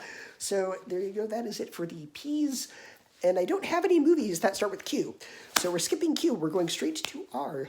Now moving on to the R's, I only have a small handful of R's, but apparently for as many M movies as I had, I have a lot of S movies as well, it turns out. So S might actually end up being the one that has the most movies, but we'll see. But starting with the R's, we have Ratatouille, one of the best Pixar movies ever. And then we have a movie that people either really like it or they just aren't fans of it. Ready Player One, I'm in the camp that thinks it's really good. And Spielberg needs to get back to directing. This was the last movie that he directed that I can remember, at least. So maybe he'll get back to doing something. So one of Spielberg's best. Then we have, again, even though there's 3 discs in this case, it counts as just one. The Ring trilogy, Ring 2 and Rings. And if you want to know my thoughts on that, I did a ranking video of this Ring trilogy back around Halloween time. And then a movie you'll be getting a review of very, very soon. Rise of the Guardians from DreamWorks, and then a movie that I reviewed a couple of weeks ago, Road to El Dorado, or a couple days ago, depending on when you're watching this. It's Road to El Dorado as well, and that is it for the R's. Now we move on to the S's, which are a lot of S's apparently. Off of the S, we have a disaster movie with Dwayne "The Rock" Johnson, which in typical schlocky B-movie fashion, San Andreas. I think this is a pretty fun movie for what it is. It's not good cinema, but it's fun. Or as fun as a movie about people escaping an earthquake can be, at least. There is still some seriousness to it, but it's still kind of funny. It's Dwayne Johnson. And then we have the Santa Claus trilogy, which again counts as just one. And then we have Saving Mr. Banks, which was a just absolutely fascinating movie. It's funny, I have a story on this. So we went to go see this. It was just me and my sister, and we were like, she was about 13 at the time, and I was about 15 or 16. And we were the only ones in the theater that weren't around the age of like 50 or 60. We were the only ones in there who were like under the age of 50 or 60. The theater was filled with 50 and 60-year-olds, and it's just 2 teenagers watching this movie because it was Tom Hanks, and it was a biopic about a Disney movie, and so that was right up my alley. It was a movie about making a movie, and it had Tom Hanks, but yeah, we were clearly not the target audience for this movie, as we were the only youngsters in that theater, and I'm sure we looked very out of place to those people. So I wonder what they were thinking the whole time. Did you guys walk into the wrong movie? I don't know. And then we have Scary Stories to Tell in the Dark, which I reviewed already on this channel, I believe. And then we have Scooby-Doo and Scooby-Doo Monsters Unleashed. Still only counts as one Blu-ray, and I like these. They're a little stupid, but I enjoy them. They're fun. And then we have Secret Life of Pets, Secret Life of Pets 2. And then moving on, the next batch of S. Like I said, I own Firefly, and so naturally I also own Serenity, which serves as the series finale to the show, even though it came out like 3 years after the show had already been canceled, but that is the power of fandom for you. And then we have a more recent Marvel movie that I thought was just a lot of fun. I had a blast with this movie. Shang-Chi and the Legend of the Ten Rings. Not Shang-Chi and the Legend of the Two Strings, as I so erroneously said with Kubo. That was a bad joke. And then another one of these, this is a holographic cover as well. That is Shazam. My favorite of the DCEU movies, actually. Not my favorite DC movie, my favorite of the DCEU that is coming out. This is my favorite one. Apart from maybe the Snyder Cut, but my favorite, like, theatrically released one, yes. Look at that awesome lenticular cover. And then this movie I got because when we grew up, so we had a local video shop. It wasn't Blockbuster or Hollywood or a big chain like that. It was just a very small mom and pop, like, local rental store where we lived. And we had Blockbusters, but the closest rental store we have is this very tiny one. And it only had about 20 or 30 movies out at a time, but they would rotate out the stock. So eventually you get to see a lot of the same movies over and over. And one that I rented quite frequently as a kid was Short Circuit. So, of course, I longed for this movie being done, so I went out and bought it on DVD. Actually, I did own this on DVD at one point, but Wear and Tear, so I bought another copy, and yes, Short Circuit, I still love it. I'm trying to get some of my younger siblings to watch it as well, but they have not had the time to watch it yet. Maybe one of these days we'll have a family event, I'll put Short Circuit on. So I still love it, though, as well. And then Shrek, the Ultimate Collection, which comes with all 5 movies, if you count Puss in Boots, and then Shrek the Musical, which I didn't like. I didn't like the Shrek musical. It just didn't work for me. And I'm not including it on the Shrek ranking just because it's not a movie. It was a Broadway show. But yeah, I was not a fan of the Shrek musical. But I enjoyed all the other Shrek movies except for 3. But you'll get my ranking of those in a couple of days if it has not already been published by the time you watch this. And yes, as I keep reiterating, box sets still only count as one. And then we have one of the few M. Night Shyamalan. This is a movie where M. Night Shyamalan was sort of in the phase where he was like really good, and then he kind of went in the phase. This is one that's sort of in the middle, and that's Signs. I do think the twist ending is a little stupid and doesn't make any sense, but it's still, the intensity of it is really well done. The build-up and the intensity of it are really well done, even if the twist ending is not the best. And then we have a movie where I thought I had put the same movie twice because the last 2 letters of this movie are switched. So we have Signs, then we have Sing. So somehow I read Signs as Signs twice, but anyway, fun little story when I was looking at my notes of how many movies I have. So there is Sing, and you guys know my thoughts on this. I already reviewed it. It's all right. I was not a fan of the second one. The second one was okay, but I don't know, it didn't really have its own identity. I didn't know what it wanted to be. Now this one was interesting because this was a very controversial movie when it came out, and I put out my review of this movie already, and for what it was, I kind of enjoyed it in kind of a so bad it's good way. Songbird. If you haven't seen this movie yet, just have to just kind of watch it.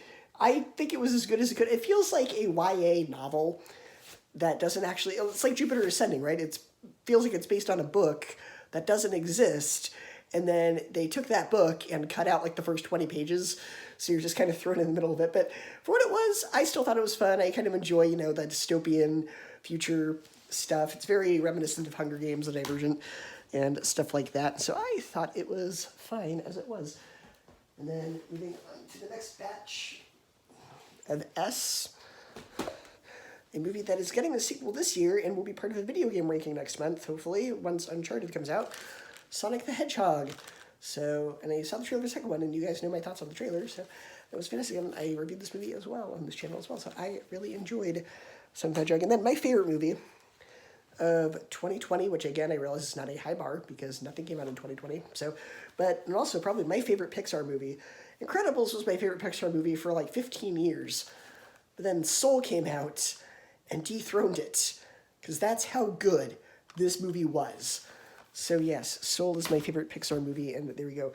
So moving on, we have the Spider-Man 1 and 2. It says trilogy, but it's actually Spider-Man 1 and 2. And then this weird movie where like Tobey Maguire decides that he wants to this weird parody sketch where Tobey Maguire just like hams it up. So there's the first 2 Spider-Man movies, and then the one we do not talk about that I do not acknowledge is canon.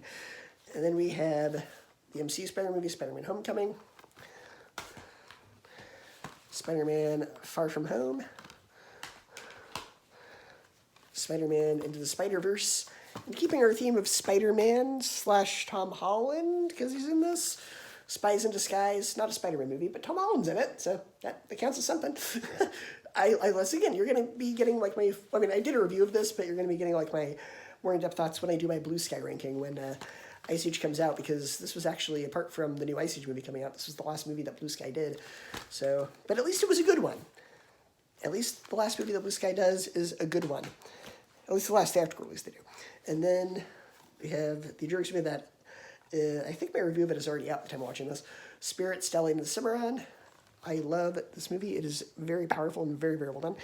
And then, again, this is kind of like, people either love this movie or they hate it. And this is kind of when Shyamalan was, this one was one of his better ones. Split. This movie is intense, my word. And it connects to another one of his movies, but I'm not going to say which one, though I showed you Glass, so you probably already know which one it is. But that is sort of the twist, is that it's a secret sequel to one of his other movies. And then we have the SpongeBob movie. And then we have the Sponge Out of Water. I don't own Sponge on the Run, whatever the third one is. But I'm probably going to review it around November when I do. I'm planning on doing a Nickelodeon movie month in November, so hopefully you guys will get my thoughts on that. I don't know if I'm going to buy Sponge on the Run, though. And then moving on to the last section of the S, we have Star Trek from 2009, directed by J.J. Abrams. And then we have the much better sequel. I mean, this one was great too, but this was a much better movie. And everything that was good about this one is expanded. So Star Trek Into Darkness, fantastic sequel. And then the okay Star Trek Beyond. J.J. Abrams did not direct Star Trek Beyond because he was too busy directing Force Awakens at the time, so that should tell you why that turned out the way it did, though I did not hate it. It just was not as good as the other ones. And then moving from Star Trek into Star Wars, I have these by release order rather than timeline order, so you get the original Star Wars trilogy, the prequel trilogy, and then the Clone Wars movie on DVD because the Blu-ray apparently is out of print, so I had to settle for getting the DVD, but that's fine. And then, of course, I have the no longer complete series because they released Season 7 exclusively on Disney+, and there's probably no hope of ever getting a Blu-ray set of Season 7, unfortunately, but the big box set of Seasons 1 through 5 of Clone Wars, which at the time for a couple of years was all we had, and then they did The Lost Missions on Netflix or something, and then they did the last season, which was on Disney+, which we'll probably never get physically, which is a shame. And then we have, after that, we have Star Wars Force Awakens, Rogue One, Last Jedi, Solo, and Rise of Skywalker. And then the last little section of the S, we've the first season of Stranger Things. What's really cool about this one is that they made it look like a VHS. This is one of the coolest Blu-ray sets I've ever seen. They made it look just like a VHS tape, but you open the magnetic strip on the top, and it unfolds into the discs. So that is one of the coolest ideas I've ever seen for a Blu-ray set. That was very, very creative. And then they did the same thing, which just dropped this. They did the same thing for the second season. They made it a very bulky VHS set. Same thing. Except this one doesn't have a VHS tape you can remove. That's just a flap on this one, but still a very cool idea. They did that. I don't own Season 3 because I did not like Season 3, but I don't know. I might get it for Season 4. I don't have Netflix anymore, so I settle with what I got. And then the last two in the S section is Suicide Squad, which I will defend. I actually quite liked this film, despite its problems. That being said, if there is a much better version of the movie out there that we eventually get, like we do a Snyder Cut, I'm all for it. But as it is, it's fine. And then we have Super 8, which is a fantastic J.J. Abrams movie. Absolutely love this film. And that is it for the S's. Now we move on to T. We're almost done. We're in the final stretch. T is the only, really big one with a lot of movies, and then U, Vita. Those are all, only one or two, but kicking us off with the last big section with the T's, Tangled.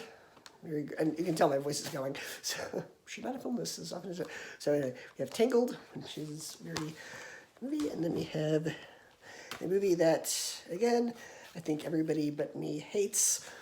Teen Titans Go to the movies. Very fun little movie, and then Teenage Mutant Ninja Turtles. I don't own Out of the Shadows, and I don't own any of the other Ninja Turtles movies. I should probably correct that. But I think we're supposed to get another Ninja Turtles movie in a couple of years, so maybe when it's closer to the release of that, I'll buy them so that I can have that to do a ranking, but I don't know. And for sure I'm going to have to buy Out of the Shadows, though, because of Nick Vember, but that's way down the line. And then we have Tenet from Christopher Nolan. We have MC movies that are kind of hit or miss. There's Thor, which is good for what it is, and Thor: The Dark World, which is just an absolute disaster. Then we have Thor Ragnarok, which is the best of the Thor movies, in my opinion. And then we have a movie that I think is just, again, absolutely just amazing and fantastic, and it's a shame that we never got a sequel to this, Tintin. This was amazing, just a great movie. Harkens back to adventure movies from Spielberg and Peter Jackson, so duo like that, it is just an amazing little film. It's a shame that motion capture kind of went the way of the dodo bird, unfortunately, because this was ripe for a sequel that we never got. It's been 11 years, and there's still no sequel. Anyway, Tomorrowland, which again is a movie that I like. I like for what it is. And of course, you know, I did the Disney theme park movie ranking when Jungle Cruise came out, and this is a great movie for what it is. I think Brad Bird did the best good. I mean, it's got a few issues plot-wise, but still, great little movie. And then we have Toy Story 1, which is Blu-ray, but for some reason they put it in a DVD case, even though it is, in fact, Blu-ray. I don't know why they packaged it that way. Then we have Toy Story 2, which is the better sequel. I'm making me like I have a Toy Story ranking on this channel. Why don't you just watch that? Then we have Toy Story 3. And then for Christmas, as you may have realized, I received Toy Story 4 as well for Christmas. And then there's the two little specials that came out as well, Toy Story of Terror and the Toy Story That Time Forgot. And now Transformers Revenge of the Fallen, Transformers The Dark of the Moon, Age of Extinction, and The Last Night. And as you saw from the bees, I have Bumblebee. But yeah, I like all the Transformers movies for what they are. I get that they're not high-quality cinema, and they progressively get worse and start to make less and less sense as the franchise goes on, but it is still a fun little movie series. And then we have, and you can tell I'm getting very tired from doing this, Troll Hunters, but just the first season. They didn't put the other seasons out on DVD, so, but given how the show ended, that's probably a good thing, because the movie Rise of the Titans was not the best. The ending of that one kind of sucked. Anyway, and then we have, from Troll Hunters, we also have another DreamWorks movie, Trolls and Trolls World Tour, which is funny. It's like we have Trolls, and there's Troll Hunters, so, and then we have Trolls and Trolls World Tour. You'll be getting my thoughts on these this month as well. I probably have a different opinion on them than you might expect. It might surprise you. And then we have Tron Legacy, which is fantastic, and I'm still waiting for a Tron 3. All these years, we're still waiting. If there's any movie that is right for the picking to do a sequel now, it's this one. So get off your butts, Disney. Do a third Tron, finally. And then also another DreamWorks movie that you'll be getting a review of later this month, Turbo. And that is it for the tease. And then I only have like one or two movies that start with U.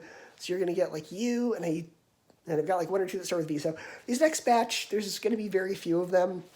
As it clears the alphabet, there's less and less movies. So there you go. Right, so the U's, I only own two movies that start with U. Unbreakable, which, like I said, ironically, this comes in last, ironically, since we went through this trilogy backwards, didn't we? It was Glass and Split and Unbreakable. That's just how they're alphabetized, even though Unbreakable came first. And then we have Up, one of the best Pixar movies ever. And then we have Venom. And then we also have, I got this for Christmas, Venom, Let There Be Carnage. And I actually misplaced this movie. It was supposed to go right before that one, Valerian. It was supposed to go Valerian than Venom, but for some reason I put that on backwards when I stacked them. So yes, Valerian. Underrated film. This movie is very underrated, and it should have made more money than it did. But the critics just slandered it, but I just thought it was a great film. And that's it for the U's and the V's. And now we're finally at the W's, which has a decent amount of movies, but not a lot. It's more than two or three, though. We have a movie that I reviewed, either, if you're watching this, I think the review of this has already come out, but Wallace and Gromit, The Curse of the Were-Rabbit. And then a movie that I'm debating, should I wait until Halloween to review this movie, or should I review it in February for Valentine's Day? And the reason I ask that is because it's Warm Bodies, which is Romeo and Juliet with zombies. So it's a Halloween-type movie, but they put it out in theaters like the Valentine's Day weekend that it came out. So what do you guys think? Would you be interested in seeing me review this around Valentine's Day or Halloween? So let me know if you're still watching by this point. I don't know who would be, but thank you so much if you did. And then we have Willy Wonka and the Chocolate Factory, which is actually a book as well. Like there's the disc, but then there's also this sort of making of the book that is part of the case, which is really cool. That is a thing that exists. And then we have World War Z, which is a pretty good, fun action movie. And also Peter Capaldi, who played played the Doctor in Doctor Who, the 12th Doctor, actually was in this movie right before he was cast, and he's a doctor of the World Health Organization, and so in the credits he was credited as WHO doctor. So that was a little, I don't know if that was intentional or if that was like if they knew, and there was their way of letting people know that, or I don't know. If it's coincidence, then that's really funny. If they knew, then it's cool. And then we have Wonder Woman, but I do not own Wonder Woman 84 because that movie is garbage. And then we have Wreck-It Ralph, which again, I only own the first one because the second one of Wreck-It Ralph is also garbage. And then we have the X-Men and the Wolverine collection, which comes with X-Men, X-Men United, X-Men Last Stand, X-Men Origins, X-Men First Class, and the Wolverine. And then to round out the rest of the X-Men movies that are PG-13, because I don't own Deadpool because it's rated R, I don't own Logan because it's rated R. So Days of Future Past and Apocalypse, and I don't own Dark Phoenix or New Mutants because, again, those are garbage. And then finally, the last two movies. We are almost done. Thank you so much if you've watched past this point. Zathura, which is basically Jumanji in space, and it's directed by Jon Favreau. And then the last movie, Zootopia. So there you have it. I have spent literally hours now filming this video, and I have almost no voice now. I have been filming for like 5 or 6 straight hours now. Probably shouldn't have done this in one go, but there you go. So let me know, how many movies do I own? Or how many Blu-rays do I own? Remember, if it's a box set, it counts as one. So let me know how much you think. I think I have a little bit over 300 last time I checked. But if you've been keeping track and you think you have an exact number, let me know. I'm curious. And so there you go. And let me know if I should review Warm Bodies in February, or if you want me to wait until Halloween if I do have the time for that. I don't know. So anyway, thank you so much for taking the time to watch this. I'm sure this video is going to be hours long by the time I'm editing it. And I'm curious to see how much longer it was, because last year my video was an hour and a half, and I've acquired many, many more movies since then, but I also spent less time talking about each one, so I don't know, maybe it'll even itself out. We'll see. All right, so thank you so much, and goodbye, and I will see you next time.